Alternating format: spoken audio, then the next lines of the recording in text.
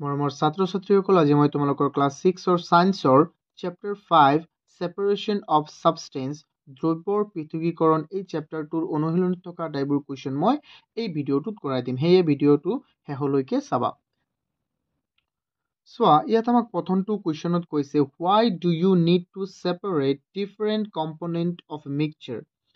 Give to example. অৰ্থাৎ মিশ্ৰণত থকা উপাদানসমূহক কিয় পৃথক কৰিব লাগে তাৰে দুটা কি দিয়া উদাহৰণ দিয়া। মিশ্ৰণ, মিশ্ৰণ মানে কি মিক্সচাৰ, আৰু উপাদানটো মানে কম্পনেন্ট মানে হ'ল উপাদান, মানে এটা মিশ্ৰণত থকা কম্পনেন্ট বা উপাদানবোৰক আমি কিয় কি কৰিব লাগে পৃথক কৰিব লাগে তাৰে দুটা উদাহৰণ দিব লাগে। এতিয়া তুমি উত্তৰটো চোৱা।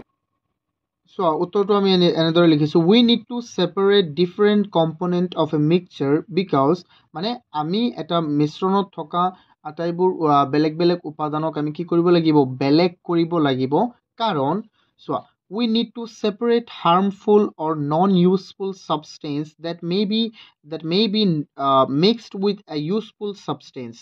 For example, we separate stones from rice to remove harmful component and tea leaves from tea to remove non-useful component.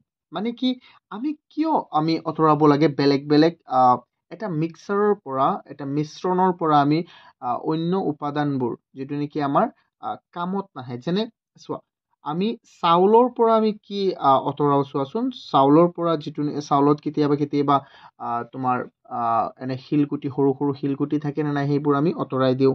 আৰু চোৱা, আৰু কি কৈছে টি লিভছ ফ্ৰম টি, আৰু চাহৰ পৰা আমি কি কৰোঁ, চাহৰ যেটো পাত থাকে আমি এইটো অতৰাই দিওঁ নে নাই, আমিতো চাহৰ পাতটো নাখাওঁ, হয় নে নহয়, তাৰ ৰসটোহে খাওঁ। হয়। এতিয়া চোৱা, আমি দ্বিতীয়টো কাৰণো দিয়া আছে ইয়াত। চোৱা, we need to use the component separately.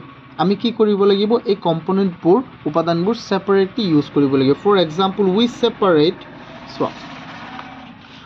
separate butter, চোৱাচোন, we separate butter from milk. আমি কি কৰোঁ গাখীৰৰ পৰা কি কৰোঁ দৈ কি কৰোঁ আমি অতৰাই দিওঁ। চোৱা, by charming milk to use both the components separately.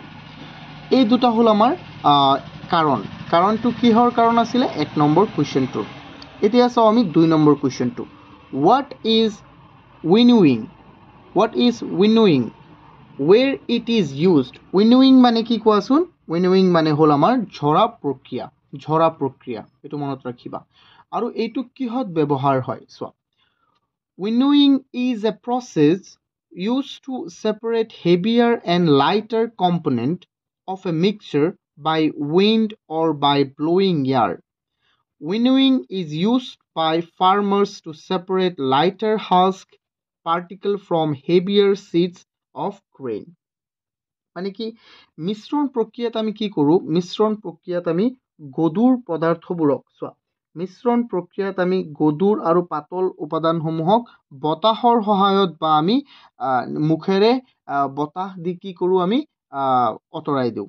আৰু এই ঝৰা প্ৰক্ৰিয়াটো ক'ত ব্যৱহাৰ কৰা হয়, এইটো ঝৰা প্ৰক্ৰিয়াটো সাধাৰণতে খেতিয়কসকলে ব্যৱহাৰ কৰে, যাতে চোৱা, সেপাৰেট লাইটাৰ হাস্ক মানে কি বাকলি, পাৰ্টিকেল ফ্ৰম হেভিয়াৰ চিডছ মানে কোনো এটা বস্তুৰ গুটিৰ পৰা তাৰ বাকলিটো অতৰাবলৈ এইটো প্ৰক্ৰিয়া ব্যৱহাৰ কৰা হয়। এতিয়া আমি চাম question 3, how will you separate husk or dirt particle from a given sample or pulse before cooking?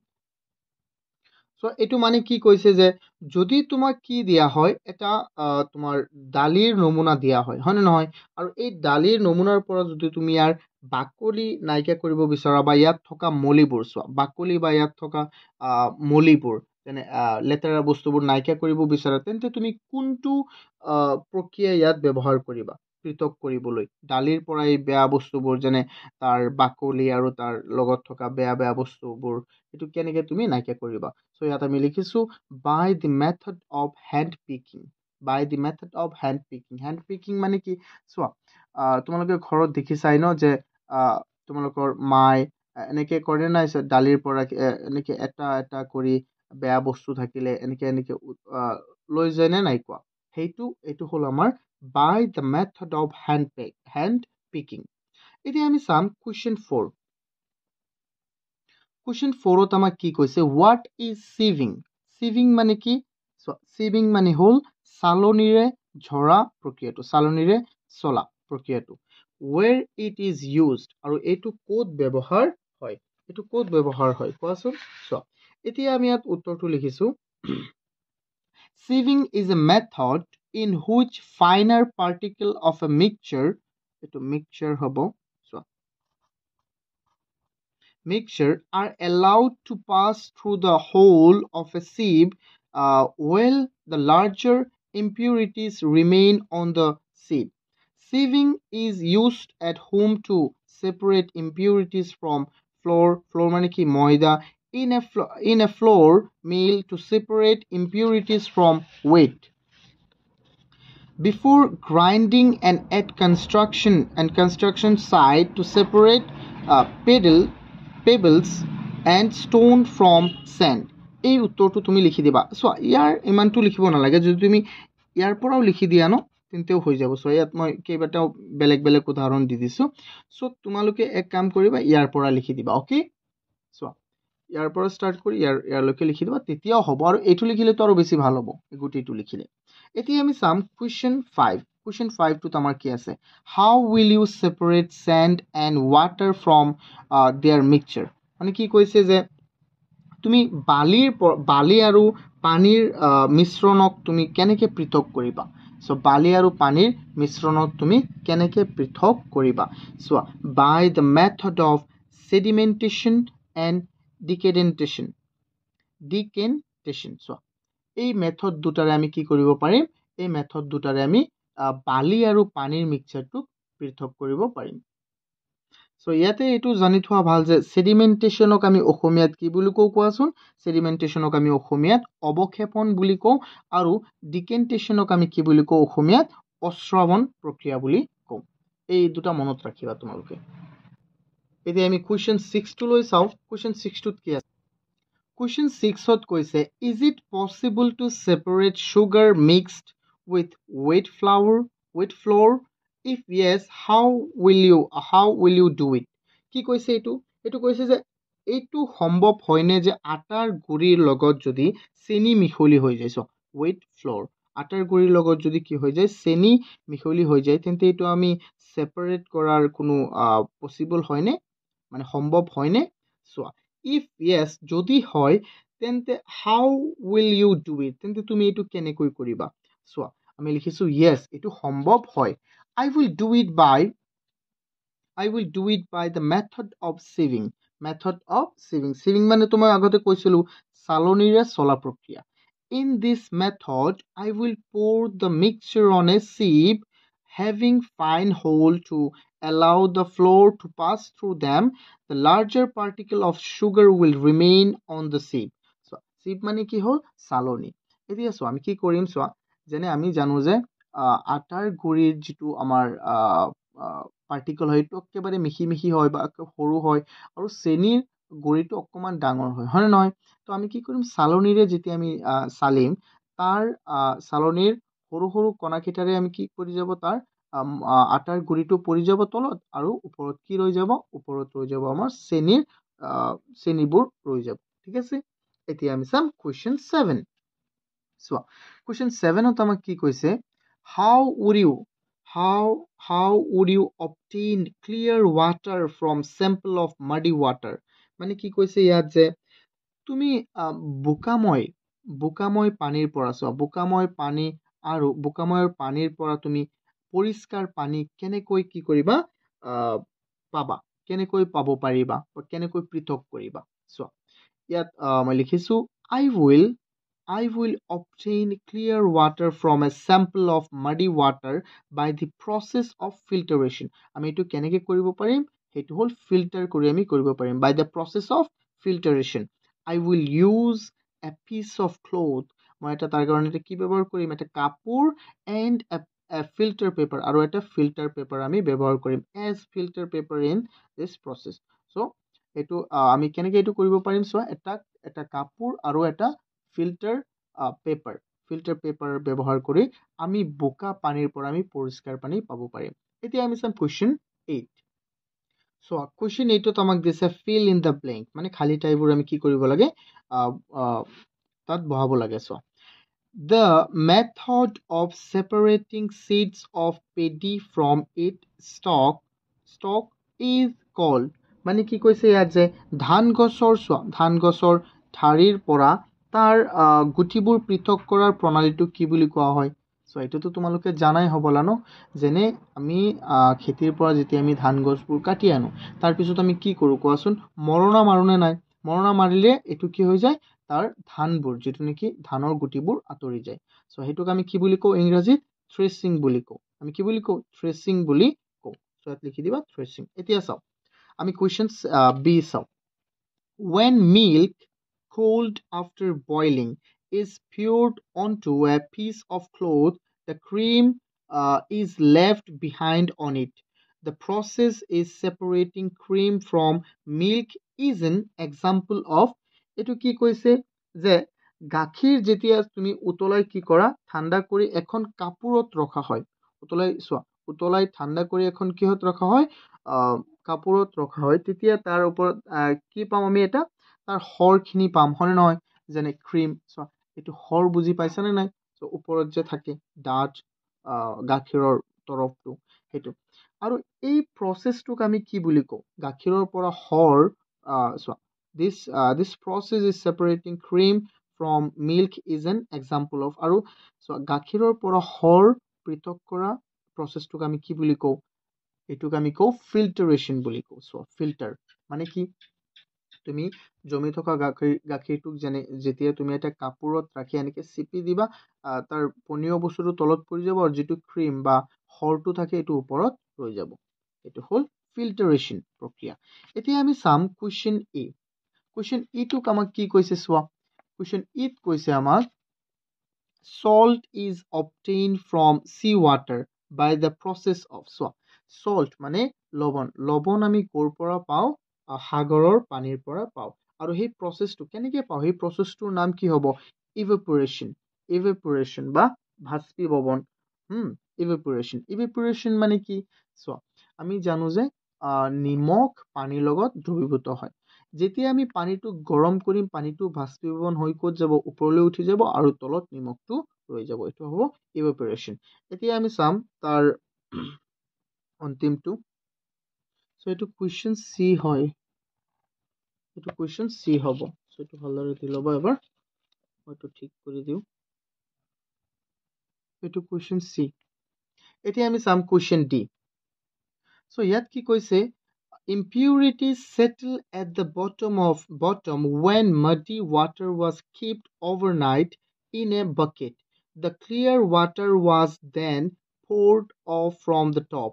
The process of separation used in this example is called, এইটো এই এক্সাম্পলটো কি বুলি কোৱা হয়, মই বুজাই দিওঁ। যেতিয়া তুমি কি কৰিবা, এটা বোকা থকা পানীক যদি তুমি কি কৰা, এটা বাল্টিত গোটেই ৰাতিটোৰ কাৰণে ৰাখি থৈ দিয়া, তুমি ৰাতিপুৱা উঠি চাবা যে তাৰ তলত কি হৈ আছে, বোকাটো জমা হৈ আছে আৰু ওপৰত কি আছে, পানীটো আছে।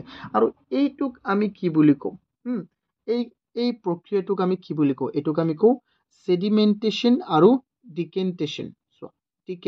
চেডিমেণ্টেশ্যন আৰু ডিকেণ্টেশ্যন, এতিয়া এই দুটা বুলি কোৱা হয়, বা তুমি যিকোনো এটা লিখিব পাৰিবা, অশ্ৰাৱণটো লিখিলেও হ'ব বা ডিকেণ্টেশ্যনটো লিখি দিলেও হ'ব। তোমালোকে যদি এইটো নিলিখা তেতিয়া হ'ব, এইটো লিখি দিলেও হৈ যাব তোমালোকৰ, ঠিক আছে, এটা যিকোনো এটা লিখি দিয়া। অশ্ৰাৱণ, আমি ইয়াক ডিকেণ্টেশ্যনক আমি কি বুলি কওঁ, অসমীয়াত অশ্ৰাৱণ, সেইটো লিখি দিলেও হ'ব। এতিয়া আমি চাম কুৱেশ্যন 9। কুৱেশ্যন 9ত আমাক কি দিছে চোৱা, কুৱেশ্যন 9ত আমাক দিছে true or false, a mixture of milk and water can be separated by filtration. A mixture of milk and water can be separated by filtration. মানে কি, গাখীৰ আৰু পানীৰ মিশ্ৰণক আমি কিহেৰে সেপাৰেট কৰিব পাৰিম, ফিল্টাৰেশ্যন মানে কি, ফিল্টাৰেশ্যন মানে হ'ল পৰিশ্ৰাৱণ প্ৰক্ৰিয়াৰে আমি সেপাৰেট কৰিব পাৰিম। এইটো আমি পাৰিম নে নাই নোৱাৰিম সো এইকাৰণে আমি ইয়াত কি লিখিছো ফলছ অশুদ্ধ এতিয়া চাও আমি বি নম্বৰত কি কৈছে a mix of powder salt and sugar can be separated by the process of winning ইয়াত কৈছে যে আমাক নিমখ আৰু চেনিৰ গুড়িৰ মিশ্ৰণক আমি কিহেৰে প্ৰকাশ কৰিব পাৰিম চোৱাচোন আমি কিহেৰে পৃথক কৰিব পাৰিম আমি তোমাৰ ঝৰা প্ৰক্ৰিয়াৰে আমি ইয়াক পৃথক কৰিব পাৰিম এটো আমি পৃথক কৰিব পাৰিম নে বাৰু কোৱাচোন নাই ঝৰা প্ৰক্ৰিয়াৰে আমি কেনেকৈ পৃথক কৰিব পাৰিম সো এইকাৰণে মই ইয়াত লিখিছো যে নাই এটো অশুদ্ধ আমি এটোক ঝৰা প্ৰক্ৰিয়াৰে সলভ কৰিব নোৱাৰিম এতিয়া আমি চাও Question C আমাক কি দিয়া আছে Question C দিয়া আছে separation of sugar from tea can be done with filtration ইয়াত কি কৈছে যে চাহৰ পৰা চেনি আমি যদি ফিল্টাৰেশন প্ৰক্ৰিয়াৰে আমি কি কৰিব পাৰিম চাহৰ পৰা চেনি ফিল্টাৰেশন প্ৰক্ৰিয়াৰে আমি পৃথক কৰিব পাৰিম এটো আমি নোৱাৰিম সো এটো আমি কি কৰিম এটো আমি কৰিব নোৱাৰিম সো এইকাৰণে ইয়াত এটো হল কি ফলছ অশুদ্ধ তাৰ পিছত কি আছে grain and husk can be separated with the process of decantation so decantation প্ৰক্ৰিয়াৰে আমি কি কৰিব পাৰিম grain মানে কি শস্য যিকোনো শস্য আৰু তাৰ বাকলিটোক আমি কি কৰিব পাৰিম অতৰাব মানে পৃথক কৰিব পাৰিম এটো হয়নে নহয় এটো কোনটো হ'ব সোৱা যেনে এটো মাটি বোকা মাটি তেনেকুৱা প্ৰক্ৰিয়াত আমি এটো ব্যৱহাৰ কৰো decantation সো এটো ফলছ হয় তেন্তে এটো কি হ'ব অশুদ্ধ এতিয়া আমি চাম আমাৰ কোৱেশ্চন 10 ইয়াত কি কৈছে সোৱা কোৱেশ্চন 10 টোত lemon tea is prepared by mixing lemon juice and sugar in water you wish to add ice to cool it should you add ice to the lemon tea before or after dissolving sugar in which case would it be possible to dissolve more sugar ইয়াত কি কৈছে সোৱা মানে পানীত নেমুৰ ৰস আৰু চেনিৰ শৰবত এটা যেনে জুস মানে কি হ'ব তোমাৰ শৰবত সো